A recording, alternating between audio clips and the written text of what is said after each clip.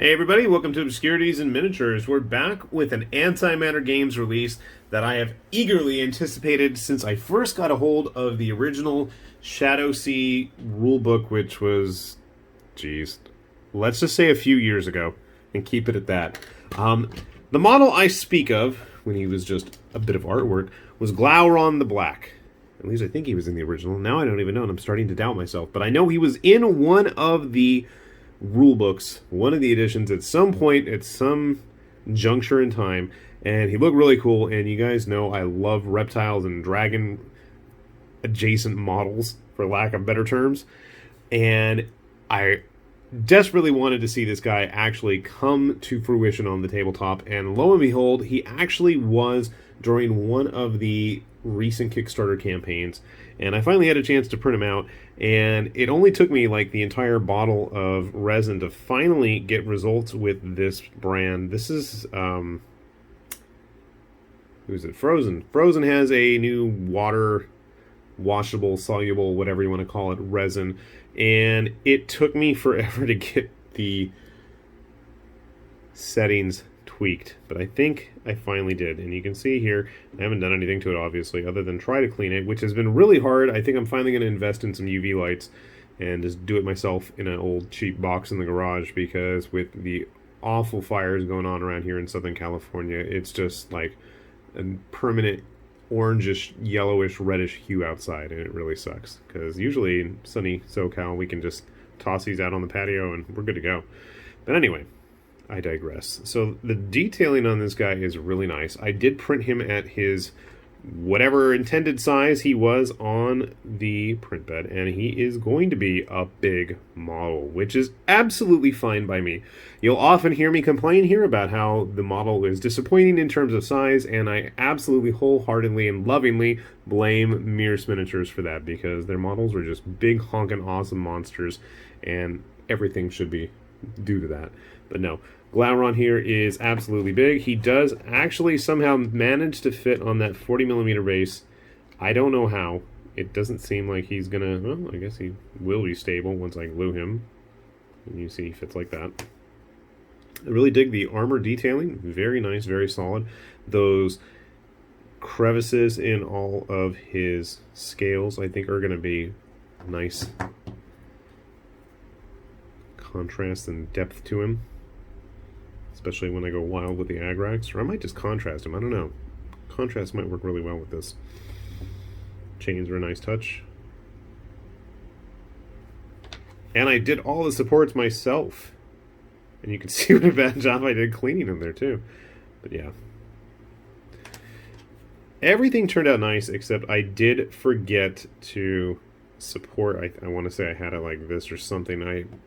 On the print bed, I didn't remember to support the other side of the blade, but I think it's not the end of the world. It looks okay.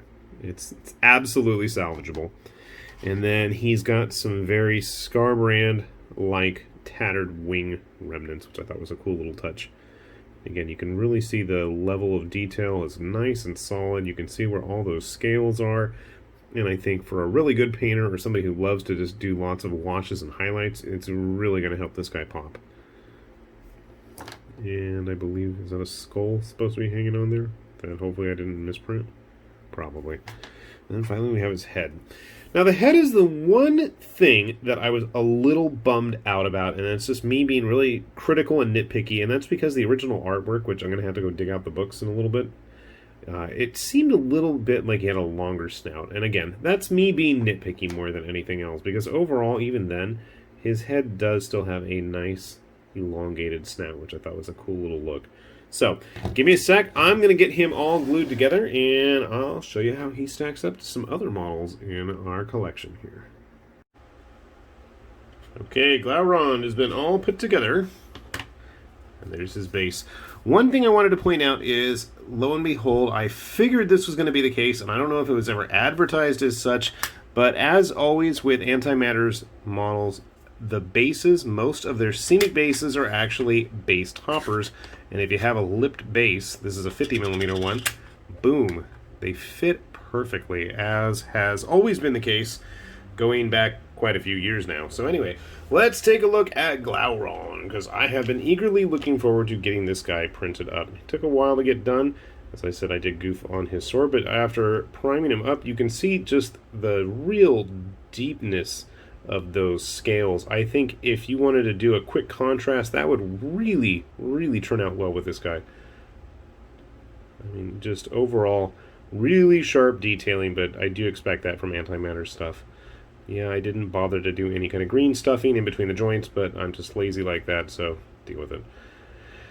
I think the only real critique and nitpick I have is the face. Something about the face looks far more cartoony than the rest of the body. I don't know what it is, but he's definitely a big boy. Now, he's supposed to actually kind of balance between these two ledges like that, and if I actually bothered to glue him to the base, that would not be an issue, but I haven't done that yet because obviously I want to get him all painted up.